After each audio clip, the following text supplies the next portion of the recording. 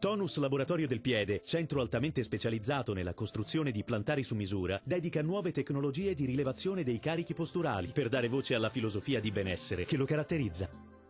Ben ritrovati al meteo. Prosegue un tempo sostanzialmente stabile sulle nostre regioni, ma vediamo il dettaglio. Sul Veneto al mattino avremo nubi basse, foschie e nebbie sulle pianure e sulle vallate, spesso fitte e persistenti anche per tutto l'arco della giornata, senza precipitazioni degne di nota. Sarà più soleggiato invece sui settori montuosi. Temperature fredde con minime tra 0 e 4 gradi. Valori massimi compresi invece tra 4 e 7 gradi circa. Diamo ora uno sguardo al Friuli Venezia Giulia. La situazione sarà molto simile, con il cielo che si presenterà in prevalenza grigio a causa della presenza di nebbie, anche fitte, possibili sui settori montuosi e talvolta anche resistenti durante la giornata. Cielo molto nuvoloso invece altrove.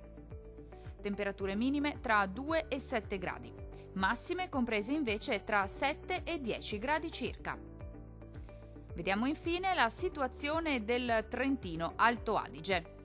Qualche nebbia potrà riguardare al mattino le vallate alpine meridionali, ma si dissolverà presto. Sul resto della regione invece sarà ampiamente soleggiato ovunque e il cielo si presenterà al massimo poco nuvoloso.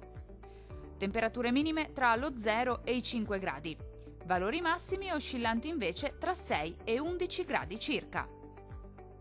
Dal meteo di Antenna 3 per ora è tutto. Arrivederci al prossimo aggiornamento.